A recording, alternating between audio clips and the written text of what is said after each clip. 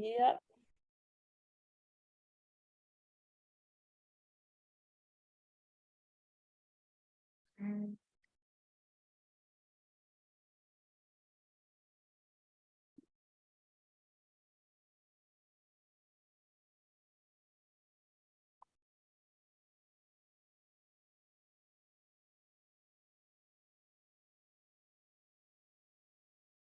Hello, everyone, and welcome. We're just going to give it a few minutes, let people get in and get settled, and we'll get started in about 7:02.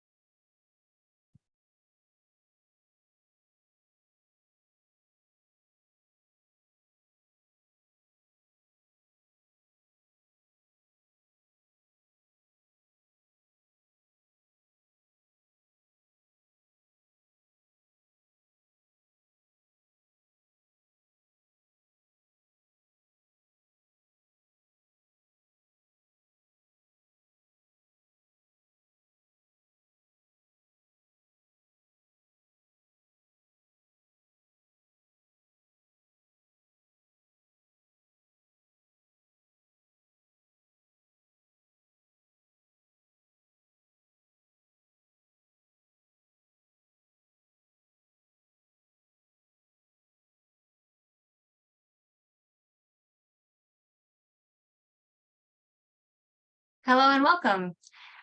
Before we begin, I just want to go over a couple of housekeeping items. We ask that everyone remain muted during the presentation, and after Nancy's talk, we'll have some time to answer questions. If during the talk you do have any questions, you can feel free to use the Q&A box, which is located at the bottom of your Zoom screen.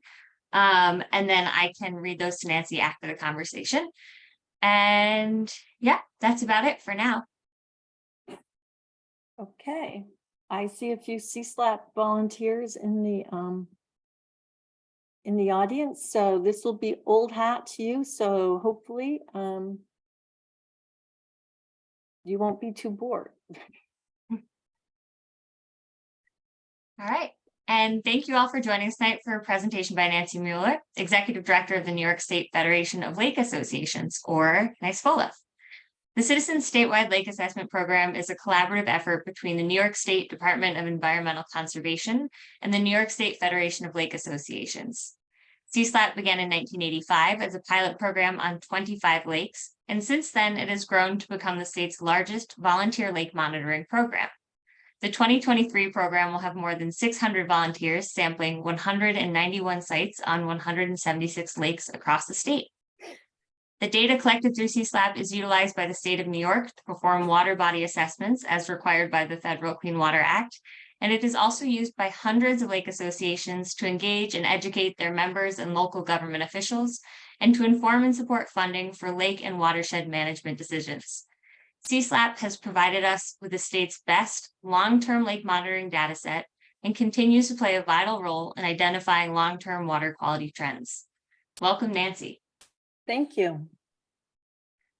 So today I'm going to start with the basics of CSLAP and then talk a little bit more about it as it relates directly to the Finger Lakes themselves. So the program was founded in 1983, and that was part of the reason that our own organization, NYSFOLA, was actually formed.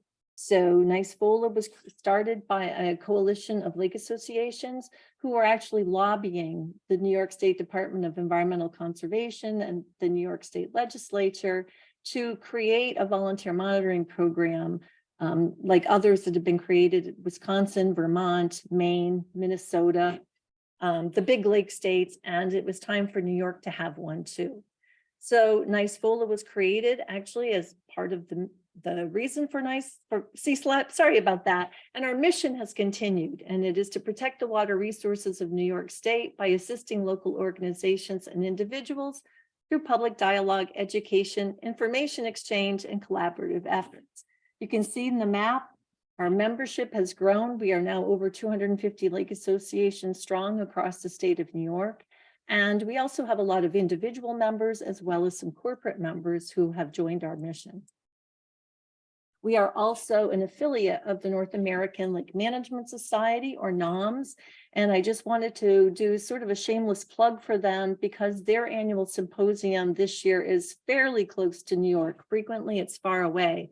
So the 2023 symposium will be in Erie, Pennsylvania, and that will be in October. And if you're interested in attending that, it's a little bit more technical. It's about lake management and techniques that have been used to improve lakes, look at water quality, and also a lot of lake watershed management planning. But their website is www.noms.org. One of the accomplishments of NYSFOLA, and if you're new to lake management or watershed science, or you want to know more about lakes in New York, I highly encourage you to read our publication, Diet for a Small Lake. This was published in 2016 with the, 2009, with the New York State Department of Environmental Conservation. It is still very much relevant. There has been very little that's changed, so we haven't needed a new edition. You can get that on our website. We are almost out of paperbacks, warning to that. It's also available as a free PDF on the DEC website. So CSLAP, what is it and what does it stand for? So CSLAP is the Citizen Statewide Lake Assessment Program. It's actually a mandated monitoring program in the state of New York. The statutory authority was established in 1985, as I said, due to some successful lobbying and some assistance from the department. It is embedded in the New York State Environmental Conservation Law, and it created a program to monitor water quality by private citizens. They are private citizen volunteers, and specifically the legislation goes on to say that they must be from lake associations under the direction of the department. So it started as a pilot program on 25 lakes in 1985. Scott Kishbaugh, who some of you may have known, who retired in 2018, was the original DEC coordinator for the program. And he got things going. One of the Finger Lakes was actually one of those original lakes that were in the pilot, and that was Canisius Lake. This year, as Molly already said, we will have 196 sites on 171 lakes across the state involved in the program, and we will have 600 volunteers plus collecting samples. So why do we have CSLAP? Well, it supports water body assessments. DEC is mandated under the Clean Water Act to report conduct water body assessments and report water quality across the state to the Environmental Protection Agency.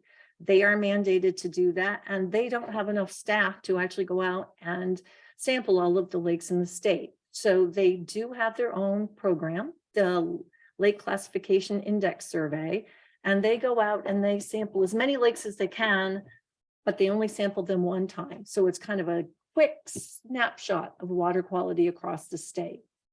With CSLAP, we can do a little bit more because we have volunteers who can go out there 4 to 8 times per year. So we can actually identify temporal and spatial water quality trends and collect more data in support of other DEC programs. So we are actually getting a little bit more in the long-term data and trends analysis. We also are supporting local management goals. So what do lake associations do with their CSLAP data? I'm going to talk a little bit about that coming up, but part of the effort here is not only to support DEC, but to support lake associations across the state.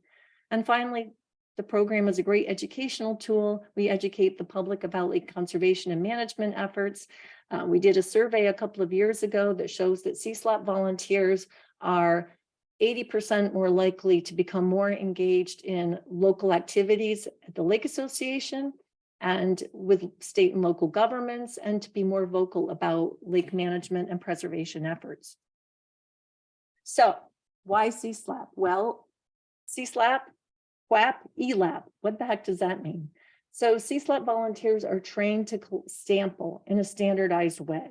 The program has an approved quality assurance plan. It's a standardized sampling protocol, and everybody has to be trained to do it according to the protocol. And the samples are sent to an ELAP certified laboratory. Currently, that's Upstate Freshwater Institute in Syracuse, although in the early days of the program, it was in New York State Health Department Wadsworth Lab. So the samples are collected by our volunteers. You can see that we use a Kemmerer bottle, which is a device that opens and then closes at depth to collect the sample in the water. We use a Secchi disc to measure water clarity. I'm going to talk a little bit more about that. And some of the samples are preserved and sent to the lab frozen, or sometimes we have to filter them. So I'm going to show a little bit more about that too. So one of the reasons that CSLAP is good is that we can look at the drivers of change in our lakes. We all know about climate change. That's not a new word probably for most of the people, but we're also seeing hydrologic changes, right? Some of that is related to climate change. We're having droutier droughts and flashier floods, but some of it is also due to human impact, right? We're paving over parking lots. We're digging lots of road ditches. If any of you have heard Rebecca Schneider from Cornell University give her talk about road ditches, you know that we are changing the hydrology on the landscape and making it easier for water to get from point A to point B. We're seeing those land use changes. We're changing chemical inputs. PFAS are a big new issue in water quality. Unfortunately, we don't sample them through CSLAP because that would be difficult and expensive, but certainly the state is taking a look at those. And we also have aquatic invasive species coming into our lakes. So zebra mussels are changing the ecology and the ecosystem and impacting water quality. We have aquatic invasive plants that are coming into our lakes, and we're on the lookout for many more. So we have the standard parameters. Oops, back. Sorry about that. The standard parameters in CSLAP are chlorophyll A, which is a pigment in algae that is a standard for, sorry, I'm losing it, algal components in the sample, and I'm going to talk about that more. We have our nutrients, total phosphorus, total nitrogen, ammonia, nitrate, nitrite. We use our Secchi disc to look at water clarity. We're measuring color. I'm going to talk about all these slightly more. pH, specific conductivity, temperature, calcium, and chloride. That's the main suite. And you can see that for some of these lakes that have been in the program for a long time, we actually have a 35-year record for these. So chlorophyll A, what does chlorophyll A tell us about the water? Well, one of the symptoms of degraded water quality obviously is increase in algal biomass as measured by chlorophyll A. Waters with high levels of nutrients from fertilizers, septic systems, sewage treatment plants, ag fields, and urban runoff can have high concentrations of chlorophyll A and excess algae. We also take a look at our nutrients, nitrogen, phosphorus, okay? So one of the things, if you can see that plot on the top right, it's actually a logarithmic scale, but it's looking at the relationship between chlorophyll and total phosphorus. And you can see that it's a statistically significant relationship. As phosphorus goes up, chlorophyll goes up. Lakes get greener and more unpleasant looking. You can see down here which one has high chlorophyll, which one has low chlorophyll. And again, that's because of the excess nutrients. They're important water quality factors also because there are actually water quality standards or guidance values for them, which means that we have, well, for some of them, we have numeric numbers. Others we have guidance values. So we're working on numeric standards, but they're indicators of human impacts. Color is a surrogate for dissolved organic carbon, and it influences water transparency. One of the best examples of color that I can think of in New York State are Adirondack lakes. If any of you have been to the Adirondacks, you see those nice tea color lakes. That's actually a good thing, but we are seeing an increase in color throughout actually the United States, but certainly in New York, color has been on the increase, and there's a lot of studying of that, Teng Zhang from Syracuse University is actually in the middle of a Browning study right now, and he will be using our CSLAP lakes as part of that study.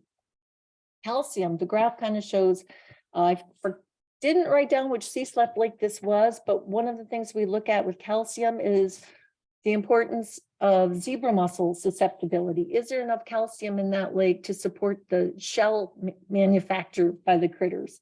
All right, so with a lot of calcium, you can see highly susceptible to zebra mussels, maybe susceptible to zebra mussels at the middle range, and then not susceptible to zebra mussels. So for each of the CSLAP lakes, we've been taking a look at that.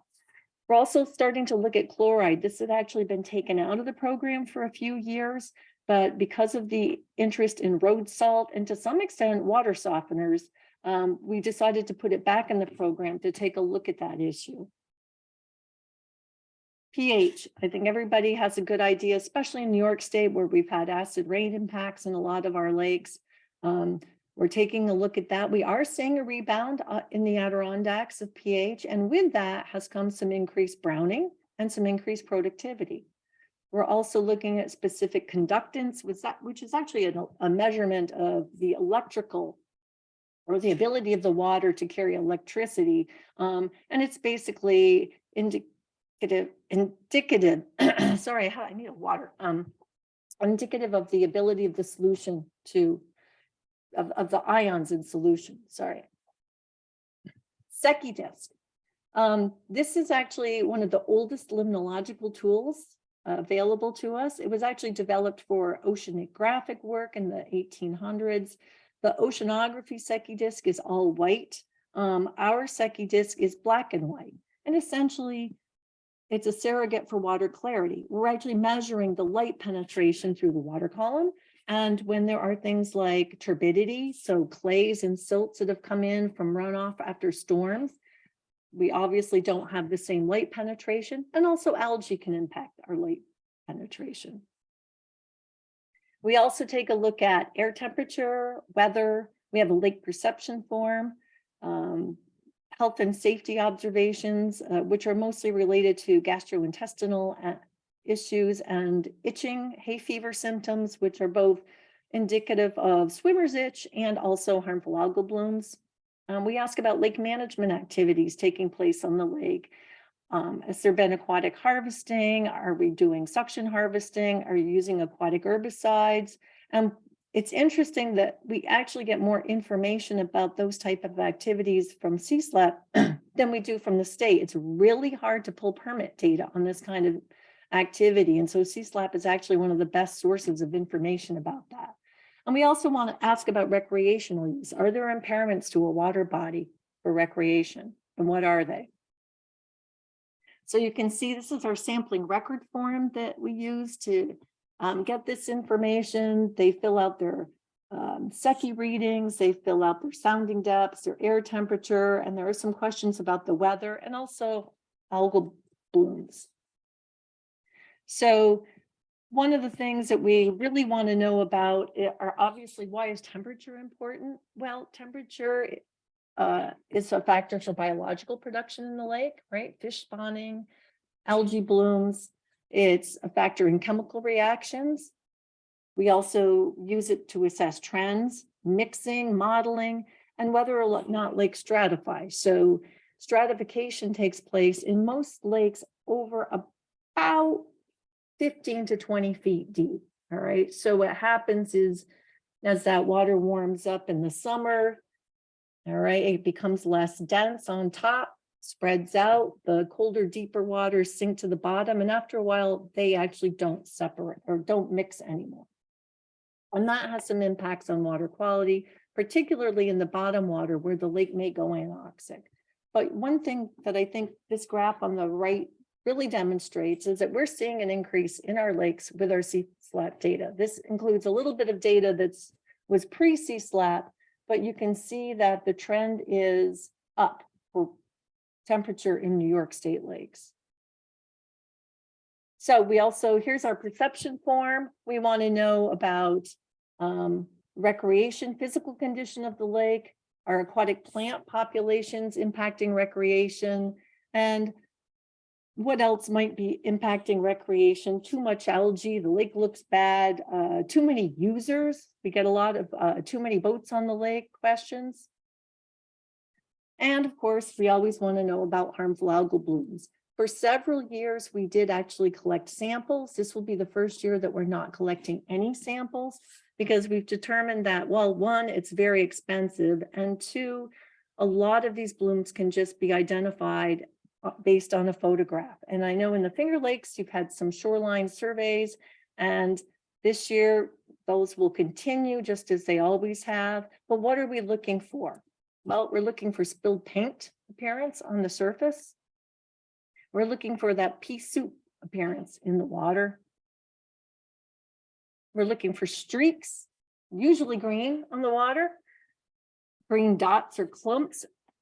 And sometimes I would argue purple clumps in a few lakes, which is a Planktothrix algae that we've seen in a few central New York lakes. If you see bubbling scums on the lake, it's probably not cyanobacteria. And sometimes a slight greenish or brownish tint, again, we're talking about the tea-colored lakes in the Adirondacks. That's probably not cyanobacteria. And sometimes we like to know if there's just no bloom at all. And they do record that. All of the information is reported to the DEC harmful algal blooms notification page. If you're unfamiliar with that, it will start up probably May 1st, I think, once the sampling season gets underway, June 1st, once the sampling season gets underway. And you can look at that, it's updated daily, and it's a good way to find out the status of blooms around the state. You can also report blooms. Blooms are reportable by the general public. We urge everybody to take a picture and upload that information to the NIHABS page. We also do ice on, ice off surveys and aquatic vegetation surveys. We have a few lakes that the volunteers have purchased temperature dissolved oxygen probes and are doing depth profiles for us. We've had a couple lakes do angler surveys to get a better handle on their fish population. At least 2 lakes have done boat counts to try to estimate the carrying capacity of recreational vehicles on their lakes. And we've done some drop a brick zebra mussel monitoring as part of the program. One thing that volunteers do is they get a little excited sometimes and they want us to identify other things in their lakes. So we've had, yes, fish with black spots on them sent in with samples. We've had zebra mussels sent in, bryozoans, Chinese mystery snails, and one time even some dead salamanders. Please, folks, take pictures. So what about the Finger Lakes? Well, some of the Finger Lakes were sampled back in the early 1990s as part of the program, but many of them dropped out of the program for a variety of reasons, namely that there were a lot of other studies being done in the Finger Lakes. So there were some government agency reports, notably a large report done by Cliff Callanan from DEC. There were university studies going on at places like Brockport and Finger Lakes Community College, and notably Hobart and William Smith. John Halfman had done a lot of work. And there was a feel that, they didn't need the CSLAP data because they were getting other data. But in 2017, all of that changed and the lakes were brought back into CSLAP. And everyone says, well, why? When there was all this other information? Well, there were a number of reasons. First of all, and maybe not first of all, but at least part of the reason was that a new group had formed called the Finger Lakes Regional Watershed Alliance. And I'm happy to be a member of that group. And we had a large symposium at Ventosa Vineyards on Seneca Lake, and we invited the state and federal representatives to hear the need for more money in the Finger Lakes, for staffing for DEC, but also a place where the Finger Lakes could have one point of contact, one government group where they could get the information they needed about the Finger Lakes. Ironically, the very next year, in September, was a big bloom in Owasco Lake. And it was the first time that detectable toxins were found in New York State finished drinking water. And that was the city of Auburn. And so needless to say, that got everybody paying attention again to the Finger Lakes. Obviously, the Finger Lakes are very important to New York. They're public water supplies. There's a huge recreational use and a huge tourism industry. It's a $3 billion industry supporting 59,000 jobs. So we got our wish. The Finger Lakes Hub was created at DEC Region 7 to address water quality issues in the Finger Lakes. And for those of you who have not met the Finger Lakes Hub staffers, they are housed in Syracuse. On the left is Lewis McCaffrey. The woman next to Lewis on the right is Amy Klinkhammer, and congratulations to Amy for just finishing up her master's degree. Scott Cook has since retired, but he is replaced as the coordinator of the Finger Lakes Hub by the man on his right, Tony Prestigiacomo, and they are still working very hard on the Finger Lakes. So why did we need to put all the Finger Lakes in CSLAP? Well, there were a bunch of reasons, and the hub was really the driving force here. They wanted to have a data set that applied to all 11 Finger Lakes that was under a single standard sampling protocol. Because although there had been a lot of work done in the Finger Lakes, it hadn't all been collected in exactly the same way. CSLAP has a quality assurance assessment program as part of the our mission, and so that was something that some of the other programs had, and some of them didn't. So that was also important. The samples go to an ELAP certified laboratory. The ELAP program is Department of Health. It's Environmental Lab Assurance Program, and it certifies that the samples are analyzed in a specific way. And while a lot of the other labs were doing very, very good work, they did not have the ELAP certification, and DEC can't use any non-ELAP certified data for water body assessment. So we needed to get everybody having ELAP certified lab data. Also, we wanted all 11 lakes sampled at the same time period. Okay, there was a lot of studies. Some were done on one lake at one time and another lake at another time. And this way we could get all of the lakes together at one time. And there was also a little extra state money floating around that didn't hurt. So we got a hold of all the lake associations in the Finger Lakes, and we got ourselves a bunch of volunteers, and we had several trainings. The Hobart and William Smith folks let us use the William Scandling for a big training on Seneca Lake. Bruce Gilman from the Finger Lakes Community College got a boat for us to do a training on Canandaigua Lake. We had a training on Skaneateles Lake, and everybody got going. We also, in addition to the core CSLAP parameters, we added some that were specific for the Finger Lakes. We added some deep water HAB indicators, some public water supply things like iron, manganese. We looked a little bit more at the bottom nutrients, and we also added shoreline HABs. Well, as it turned out, 2017 was the perfect year to add the Finger Lakes to CSLAP because it was an unusual year. It rained in the spring, and it rained in the fall, and it rained in between. It was an enormous precipitation year. For any of you who remember, there were some states of emergency on several of the lakes, and there were just plumes of sediment pouring into the lakes. So this gives you kind of an indication of how much rain we got that year. And it did impact water quality. Well, at first things didn't look too bad, and we were kind of suspicious. This is a graph from Skaneateles, the northern part of the lake. You can see that at least in June and July and August, chlorophyll's real low. We would consider 10 starting to be really high, way below that. Total phosphorus was really still low, although in Skaneateles it almost always is. But again, 20 would be a number we'd be really starting to worry. And the dissolved phosphorus was also looking pretty good. All right, well, maybe things are okay. But these plumes definitely were having an impact. You can see this is the water clarity for Skaneateles. Skaneateles is typically down around 10 meters, 9 meters. And we were seeing some readings from all the sediment going into the lake that were much lower than that. And then Skaneateles Lake in September looked like it never looked before. Not only was there an algae bloom, but it was a toxic algae bloom. And then all of the lakes went into bloom. So that September, The first year that the Finger Lakes were in CSLAP, there were news reports right and left about HABs in the Finger Lakes. So did CSLAP cause this? No, we don't think so. But it just happened to be quite coincidental that we started the sampling on all of the Finger Lakes the first year they all went into bloom. So at some point during the summer of 2017, all 11 Finger Lakes had either a limited shoreline bloom or a lake-wide bloom. So needless to say, there's been a lot of work on the CSLAP data to try to evaluate this and figure out what's going on. I'm going to talk a little bit very briefly about some of it, but I could spend an hour or the Finger Lakes Hub could spend hours talking about just each individual lake.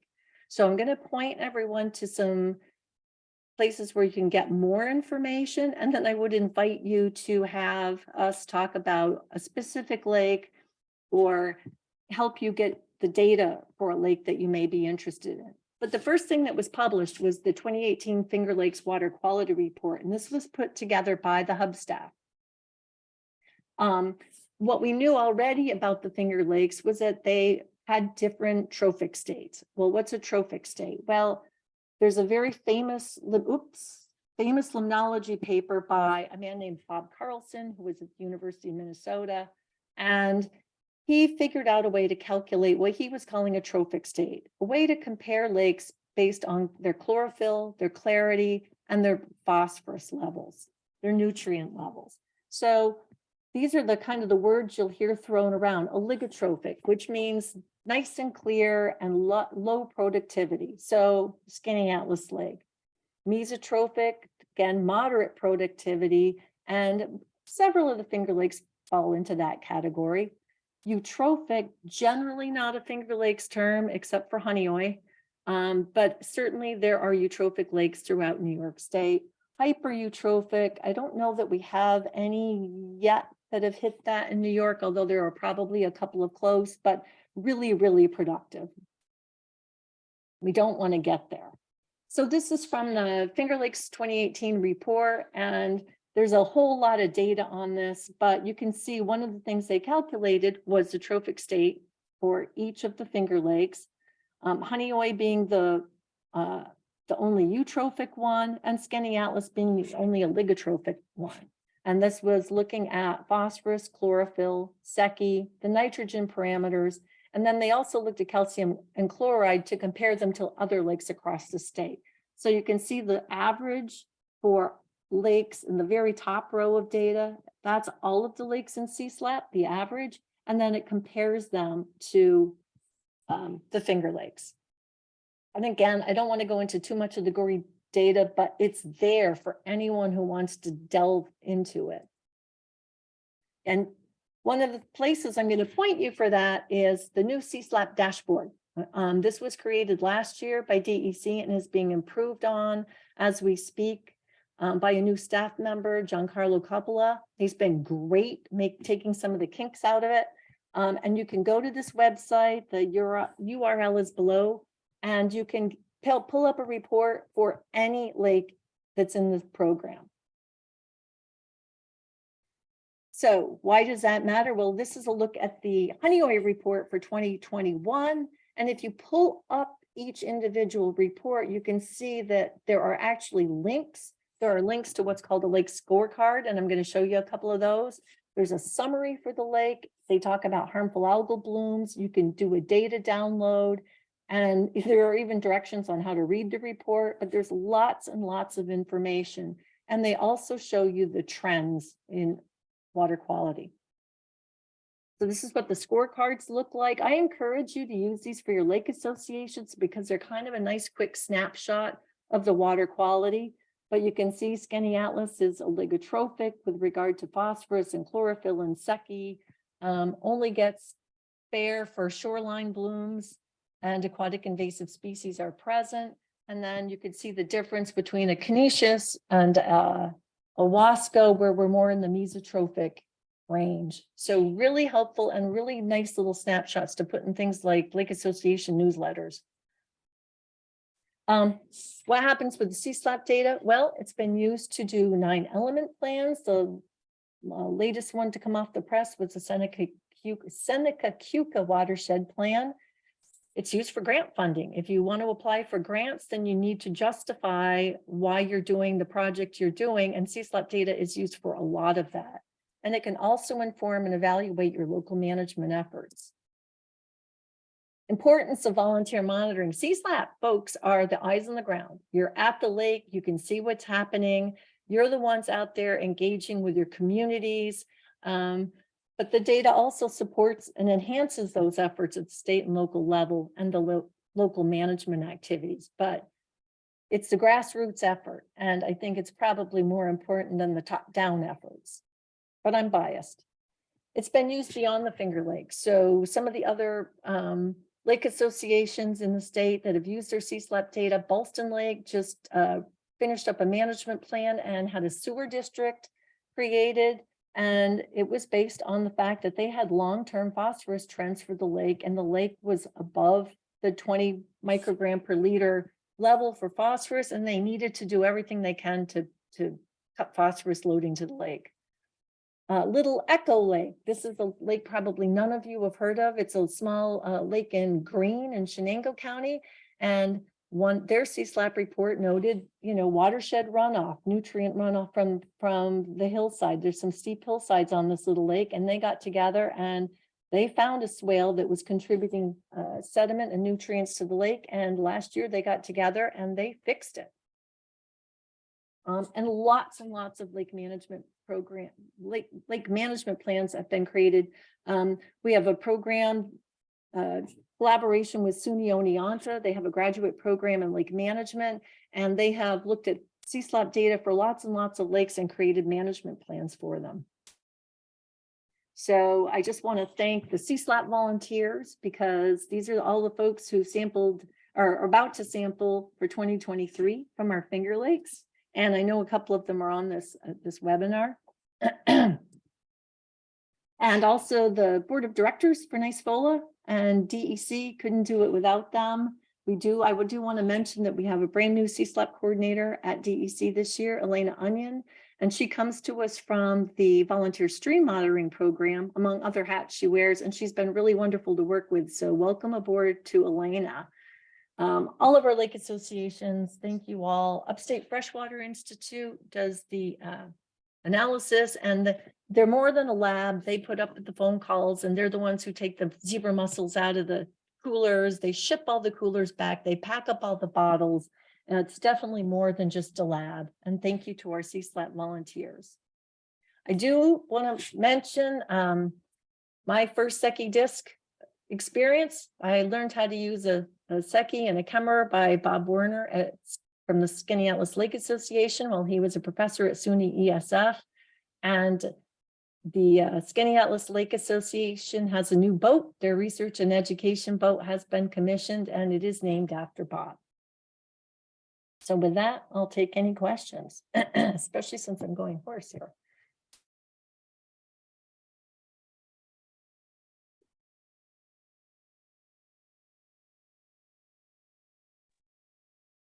Thank you very much, Nancy. Nothing's come through the chat just yet.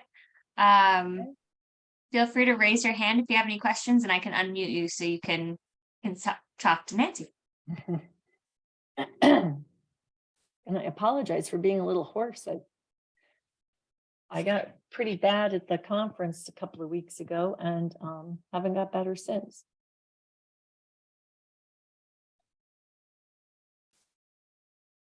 Well, that was easy.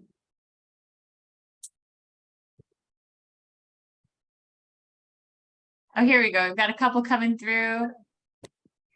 Let's see. Lots of thank yous. If you can't get through in the chat, feel free to just write in through the questions. I'm not sure. I'll try to re-enable the chat right now. And Nancy, more thank yous for taking the time to talk to all of us about CSLAP.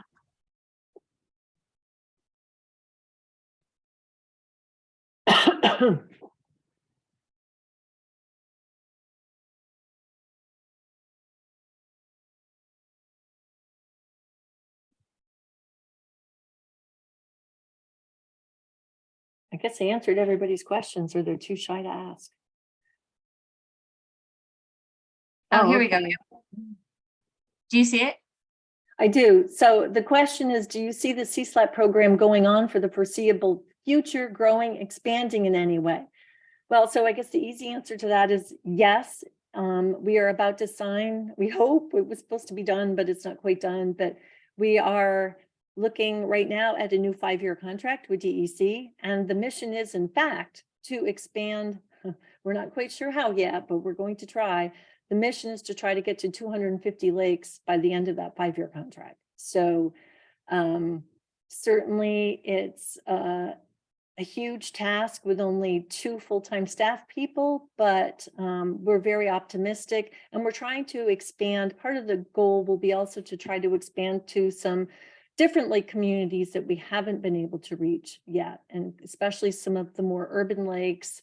And we're trying to figure out some plans as to how to best reach those communities. And there's another one that's come in from Maura Tool. It says, how does CSLAP address the changing/issues of climate change with its education and monitoring?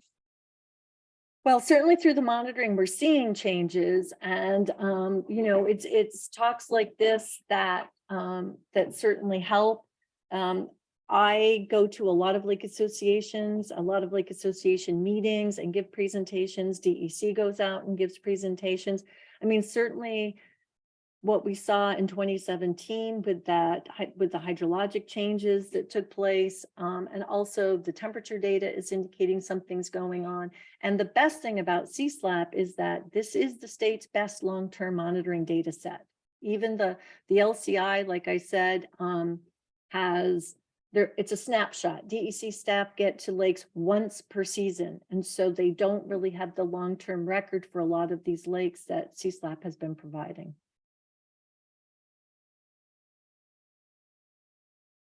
We have a follow-up on that, which is, any chance you know how many lakes are in New York altogether?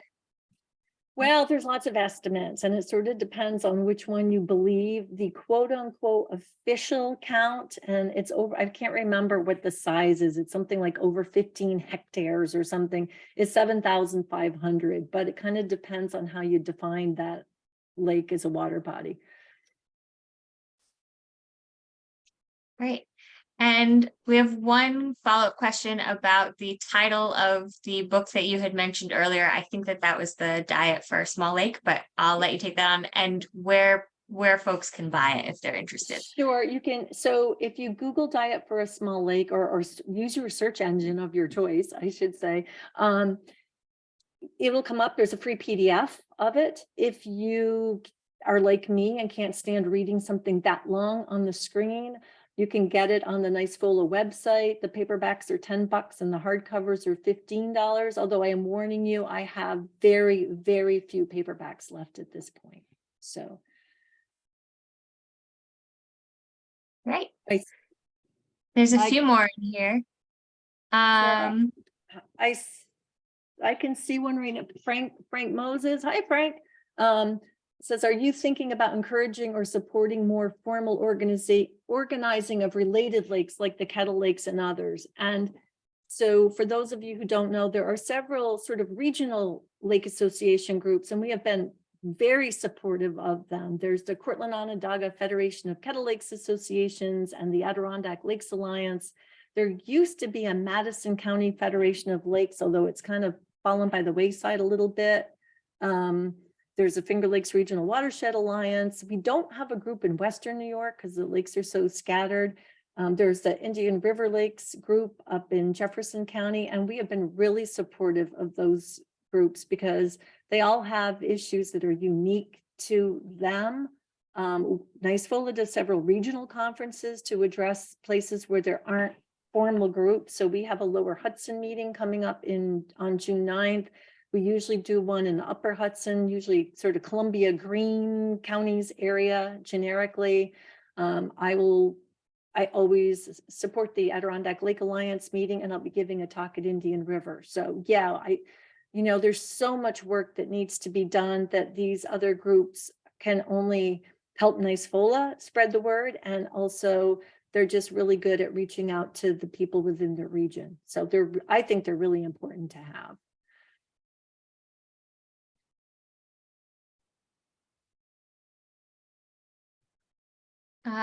There's another one in here. Is CSLAP going to test for PFAS? Probably not. And the sampling for a lot of these more difficult organics is pretty complicated and not necessarily something that volunteers could do. But having said that, we have used CSLAP volunteers in the past too. We did actually a big study with Syracuse University and Upstate Freshwater Institute on emerging contaminants. That was done a few years ago. So while they did the analysis and they did do some special training with special bottles, they used some of our CSLAP volunteers to do that. So while it probably won't ever be a formal part of CSLAP, there is probably always going to be university interest in using our volunteers to collect data on lakes across the state. Great, thank you. And one final question, which is actually a great question to kind of wrap things up with, is can you let folks know the website and how they can become a member?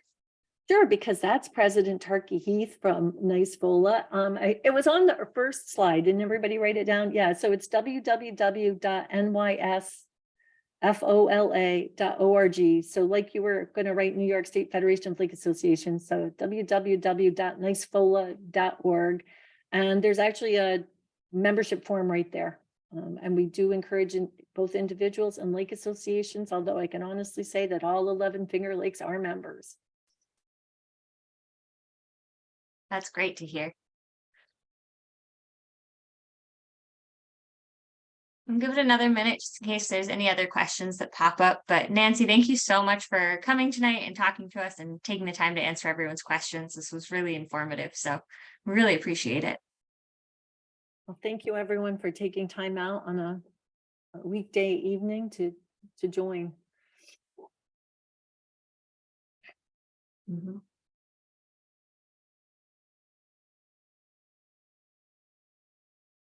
We have one final note in here, which is a great thing to note right toward the end, is the fact that CSLAP data is also very accessible, not only for lake associations, but for research partners doing various studies across the Finger Lakes.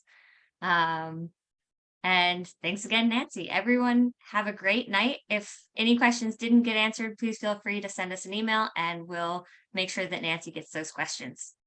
Have a good one. Thank you, Molly. Have a good night, everyone.